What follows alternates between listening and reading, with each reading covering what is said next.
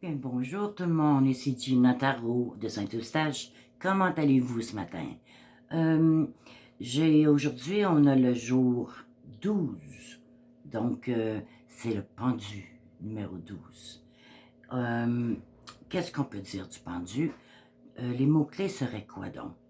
Ce serait décision, croissance personnelle, euh, discernement, un bon jugement, du changement, et le fameux lâcher prise. Parce que le pendu a plusieurs problèmes à régler, mais il ne sait pas trop comment s'y prendre. Donc, qu'est-ce qu'il fait? Si vous voyez dans sa carte, attendez, je vais trouver la carte. Attendez. Ici, il a une carte qui est suspendue. Ici, il est représenté par un tigre bleu qui est pendu. Et voilà.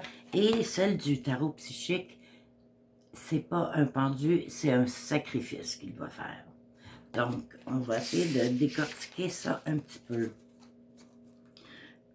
La carte du pendu, c'est une carte qui est très mystérieuse. Elle apparaît dans un tirage à un moment vraiment décisif. Cette carte a dit aussi que vous devriez changer la façon de penser, votre façon d'aborder la vie. Vous savez, il est pendu par un pied. Les mains ne sont pas attachées, pas plus qu'il faut là. Une petite affaire, mais pas beaucoup. Assez qu'il pourrait se défaire de ses liens. Aucun problème. Mais il ne veut pas. Il démontre aux autres, regardez, je suis pendu, je fais pitié, aidez-moi, aidez-moi. Il a besoin tellement d'attention qu'il va faire n'importe quoi pour l'avoir, cette attention-là. Ça peut indiquer aussi, la carte du pendu, elle peut indiquer aussi que c'est le consultant lui-même qui est comme ça, ou un de ses proches. C'est sûr que c'est quelqu'un aux alentours du pendu, là, c'est sûr. Moi, je dis souvent que c'est le consultant. Ça donne comme ça. Et un de ses proches aussi, ça l'arrive, là. Mais, je sais pas, là, c'est plus le consultant, je dirais. Le pendu évoque aussi un besoin de suspendre l'action. Vous comprenez? C'est comme une période d'indécision. Là, il est là, puis il est stagnant. Hein? Il est entre deux, entre le ciel, entre la terre. Il ne touche pas à ni l'un ni l'autre. Il est indécis. Il manque complètement de confiance en lui, premièrement. Et écoutez, il s'agit d'une carte qui est très importante, hein, car son message, là, elle domine les autres cartes qui l'entourent.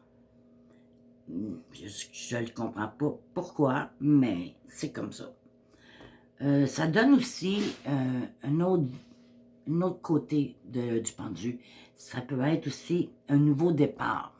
Un nouveau départ avec énormément de potentiel de sagesse, chose qu'il n'a pas encore. Mais il y a une tendance à vouloir l'avoir, donc il risque de l'atteindre. Mais c'est tout à propos de suspendre, suspension. Le mot suspension. Donc, il suspend ses émotions, il suspend ses pensées, ses décisions, ses feelings, c'est ça, là. Il suspend tout. Parce qu'il est prêt de prendre la décision de revenir sur Terre, les deux pattes sur Terre, et dire, moi j'avance. Il y a de la misère avec ça, donc il est mieux de rester là. Sa zone de confort est là, en suspens.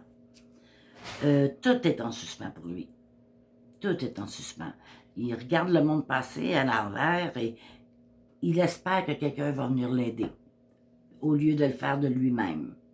Donc, c'est un petit problème, ça, quand tu veux avancer dans la vie. Il ne faut pas que tu te fies sur les autres. On se fie sur nous.